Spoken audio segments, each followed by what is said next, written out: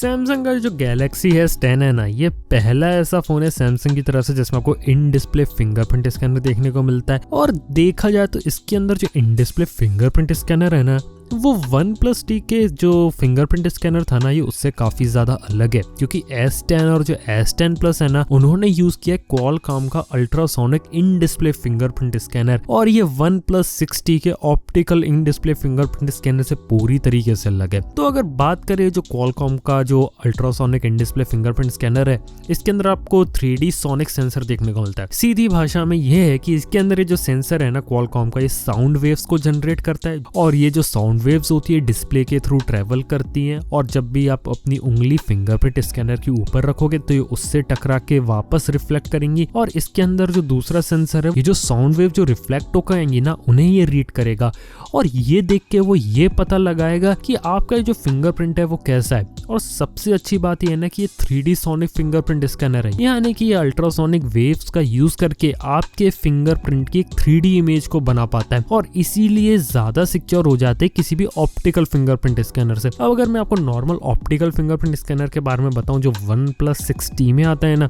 तो उसके अंदर आपको सबसे पहले जो डिस्प्ले का जो पार्ट है जहाँ पे सेंसर है वो ब्राइट हो जाता है कंप्लीट फुल ब्राइटनेस में। उसके बाद जब भी आप अपनी फिंगर उस पे लगाते हो तो उसके अंदर से जो लाइट निकलती है वो आपकी फिंगर से रिफ्लेक्ट होती है और वापस जाती है उस सेंसर में जो डिस्प्ले के नीचे लगाया गया है। और जो डिस्प्ले के नीचे लगाया गया है वो एक इमेज सेंसर हो सकता है, जैसा आपको किसी कैमरा में देखने को मिल सकता है, या फिर एक कैमरा हो सकता है जो कि मैक्रो लेंस के साथ आता है, जो कि डिस्प्ले के अंदर लगाया गया है, जो कि आपकी जो फिंगरप्रिंट है ना उसकी फोटोग्राफ को कैप्चर कर लेता है, और यही फोटोग्राफ आपके फिंगरप्रिंट की होती है। लेकिन अगर हम ओवरऑल बात करें ना, तो ये चीज इतनी सिक्योर नहीं है, क्योंकि अगर आपके फिंगरप्रिंट की किसी ने अच्छी फोटोग्राफ ले ली तो वो आपके फोन को आसानी से एक्सेस कर सकता है। लेकिन ये चीज गैलेक्सी S10 और S10 Plus के साथ नहीं हो सकती, क्योंकि इसके अंदर आपको अल्ट्रासोनिक फिंगरप्रिंट स्कैनिंग टेक्नोलॉजी देखने को मिलती है, और जब इसमें अल्ट्रासोनिक फिंगरप्रिंट का यूज किया जाता है तो वो एक 3D इमेज को बनाता है आपके फिंगरप्रिंट की, जिसे आसानी से बेवकूफ नहीं बनाया जा सकता। यानी कि अगर आपने किसी के फिंगरप्रिंट की एक अच्छी फोटोग्राफ निकाल भी ली तब भी आप सैमसंग गैलेक्सी S10 को अनलॉक नहीं कर पाओगे। तो देखा जाए तो इस तरीके से ये फिंगरप्रिंट स्कैनर थोड़ा ज्यादा सिक्योर हो जाता है। और ऊपर से जो अल्ट्रासोनिक फिंगरप्रिंट स्कैनर है ना, ये पानी के नीचे भी काम करता है। अगर आपके हाथ में कोई लोशन लगा है, थोड़ा सा पानी है, ग्रीस है या थोड़ा पसीना है, तब भी ये चीज काम करेगी।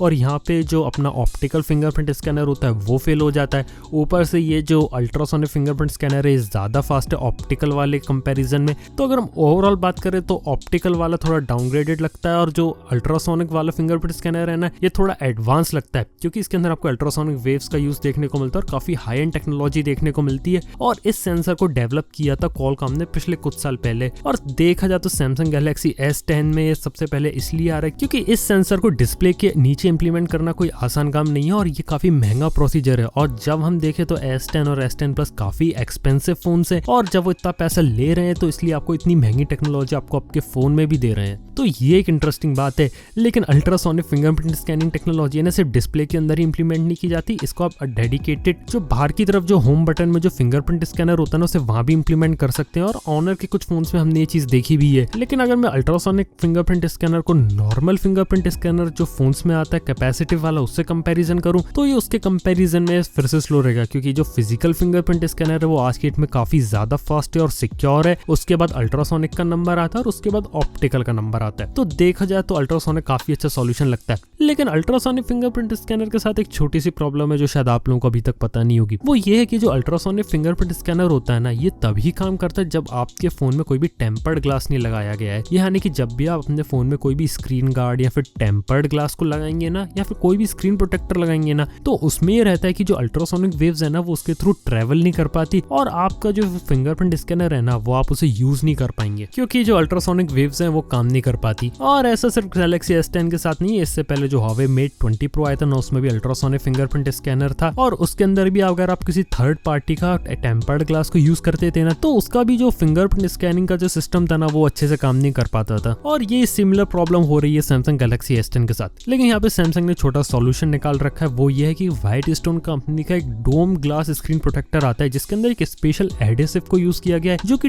ट्रांसफर कर सकता है अल्ट्रासोनिक वेव्स को और आपकी जो फिंगर है वो आसानी से स्कैन हो जाएगी अल्ट्रासोनिक वेव्स के थ्रू। लेकिन दुख की बात यह है कि जो व्हाइट डोम जो ग्लास प्रोटेक्टर है वो काफी ज्यादा महंगा है और अभी केवल लिमिटेड कंट्रीज में अवेलेबल है और यूएस में इसकी कीमत $60 है। और अभी जो गैलेक्सी S10 अगर आपने ले लिया तो आपको ऐसा ही स्क्रीन प्रोटेक्टर लेना पड़ेगा, आपको in display fingerprint scanner use करना है। नहीं तो अगर आप नॉर्मल स्क्रीन प्रोटेक्टर यूज करोगे तो वो शायद इन डिस्प्ले फिंगरप्रिंट स्कैनर उसके साथ बिल्कुल भी काम ना करे, तो ये चीज भी पॉसिबल है। हाँ, लेकिन अगर आप नॉर्मल स्क्रीन प्रोटेक्टर में एक छोटा सा होल बना लो और उसके बीच में अपनी उंगली रेस्ट कर लो तो शायद ये चीज पॉसिबल हो सकती है। लेकिन नॉर्मली स्क्रीन गार्ड के साथ तो अभी के लिए चीज काम नहीं करने वाली, और जिन स्क्रीन गार्ड के साथ एक काम करेगी वो महंगे होंगे और वो काफी लिमिटेड होंगे। और वहीं बात करें अगर हम ऑप्टिकल बेस्ड फिंगरप्रिंट स्कैनर की तो उसमें कहानी थोड़ी बदल जाती है, क्योंकि उसके अंदर जो लाइट होती है ना वो पास हो जाती है आपके टेम्पर्ड ग्लास के थ्रू, और जब भी आपकी फिंगर से वो रिफ्लेक्ट होके वापस सेंसर के ऊपर जाती है तो फिंगरप्रिंट इसको स्कैन कर लेता है। इसलिए जब OnePlus 6T में अगर आप कोई भी टेम्पर्ड ग्लास से कोई स्क्रीन प्रोटेक्टर लगाओगे तब भी बहुत ज्यादा चांसेस है कि वो अच्छे से काम कर जाएगा। लेकिन यहाँ पे एक छोटी सी प्रॉब्लम ये आती है